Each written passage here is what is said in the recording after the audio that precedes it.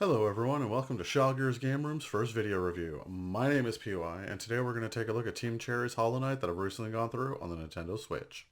So what is Hollow Knight? Having seen it release on Steam a few years back, this wasn't something that actually caught my attention until a couple that I'm friends with asked me if I had played it. One had and was super excited to talk to me about it, and the other one had just started. Finding out that it's basically a Metroidvania with some Soulsborne elements, I honestly wonder why this never hit my radar, being a huge fan of the style.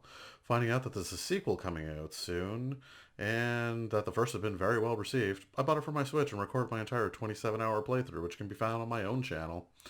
So, while there's no actual commentary on the playthrough, the expletives are pretty self-explanatory. So, starting off with a quick tutorial to get your feet wet, you'll soon be diving down underground in order to find some answers to whatever brought you to this ghost town.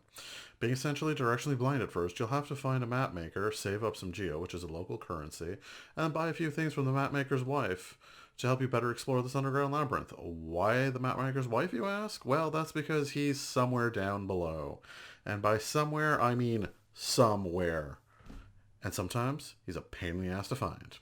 At a glance, it doesn't look overly complicated, but when you're originally trying to find your way forward and you don't have the tools, somebody put me out of my misery or put up a neon sign telling me where I need to go. This also very much applied to some good 20 hours later while still lost and trying to scrounge my way forward. Thankfully, you have things like the compass, which shows you where you are on the map, and the inkwell, which will basically fill up all the pieces that the map maker didn't actually give you in the first place.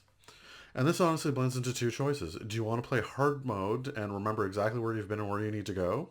Or do you want to buy everything that the mapmaker's wife sells and then keep a constant eye on your map while you're walking forward? I went with option number two. However, it didn't help as I seemingly still got bloody lost more often than I can count while looking for that one little detail on the map to go forward. Like this little dark floor that I had to break through and didn't notice the tiny crumbling cobblestones. Otherwise, exploration is the name of the game, whether you're jumping on tiny ledges, wall jumping your way up, dashing across medium gaps, or super launching yourself forward with the power of a rocket. Each new area will have its own particularities and tiny details that exist to make your life miserable. Green Gardens, I'm looking at you. Gods, I hated you in the beginning. But otherwise, each section almost feels self-contained, and even if you go back later for those tiny spaces that you may not have been able to reach before because you didn't have the right abilities to get you there, um, it meshes together, which is the fantastic thing. And what I liked about these areas is that after a try or two, you already knew that you weren't getting up there. So you basically chalked it up as a later problem and figured that some new bonus is what was going to get you there. What surprised me is how seemingly basic combat felt starting off and how much of a deception it was as new abilities were introduced. Starting off, you can swing your sword, or the nail as they call it, forwards. Eventually, if you play around enough, you can find out that you can jump and swing it downwards to attack enemies from above, or cleverly get over a giant amount of water by repeatedly smacking a hard shell and basically bouncing your way forward like a pogo stick, a la Scrooge McDuck on the original Nintendo's DuckTales. Add in a dash, and you can now quickly get over an enemy and strike them from behind, or catch up as they're darting away, or simply get the hell out of dodge. Adding a giant spear collected of collected energy into the mix, and things went from easy to hard to harder to what in the actual hell. Another clever little mechanic that I never did truly get the hang of was parrying. If you parry at just the right moment, your nail will connect with your opponents, and then you can get a good hit in, as they're basically bouncing back and temporarily vulnerable.